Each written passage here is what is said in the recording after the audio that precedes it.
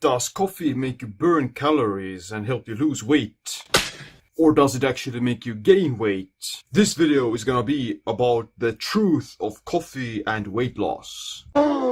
Coffee is said to have many benefits like protection against neurodegenerative disease, reduced diabetes, better physical performance, and even fat loss. Drinking coffee may indeed help you to lose a bit of weight, but there are many other implications and issues you have to consider, which I'm gonna be talking about in this video. Here's how coffee helps you with losing weight. Caffeine blocks a neurotransmitter adenosine, which inhibits fatigue and makes you feel more energized. Coffee can increase exercise performance by up to 11 to 12%.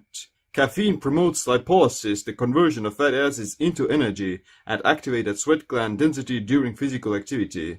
Increased fat burning is more pronounced in lean people. A study found that caffeine increased lipid oxidation in lean women by 29% and by 10% in overweight women. Coffee can raise resting metabolic rate by 3 to 11%, which will make you burn more calories. Drinking coffee can improve glucose metabolism and help with type 2 diabetes.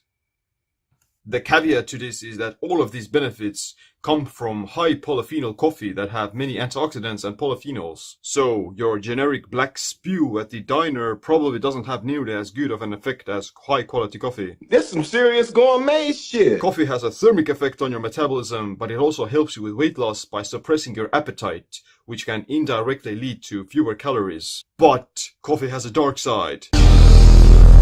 So here's how coffee can actually make you gain weight. Caffeine can raise blood sugar levels by increasing cortisol, the stress hormone. High blood sugar and cortisol will also raise insulin, which promotes fat storage, especially around the midsection. Chronically elevated insulin can lead to insulin resistance.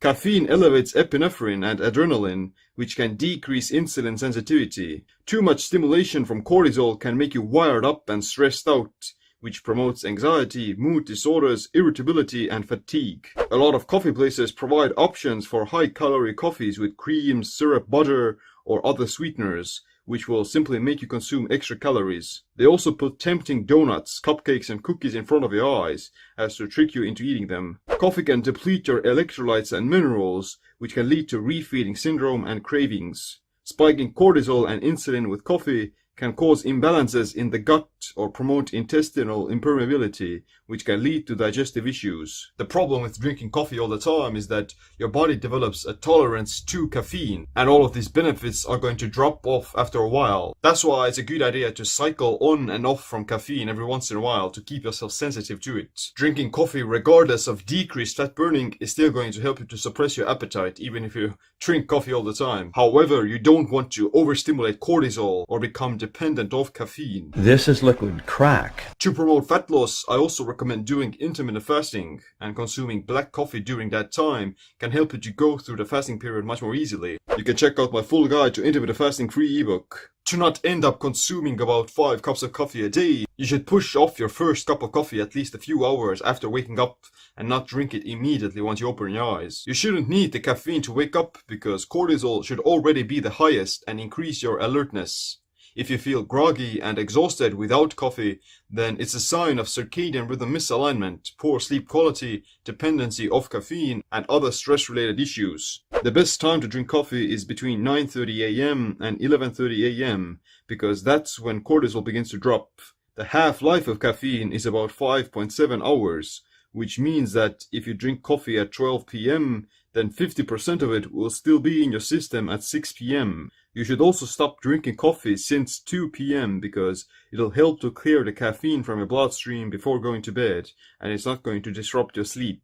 Although there are some benefits to drinking coffee, even just the slightly elevated metabolic rate, it's still not a magical thing that is simply gonna melt off your pounds. Most of the fat loss benefits come from increased alertness, which can lead to greater physical performance, suppressed appetite, which can lead to eating fewer calories, and improved glucose metabolism. The benefits of coffee will drop off if it begins to jeopardize your general well-being. If coffee makes you more anxious, stressed out, tired, and sleep worse, then it's not a good thing. So you can drink coffee, but you should keep it at maximum to 2 cups a day or 3 cups at the most. Also, cycle off from caffeine and don't drink it every day. I'm getting 100 cups of coffee, starting now. My advice is to drink coffee only on workout days and use it for physical performance. And on other days, have some green tea or something like that.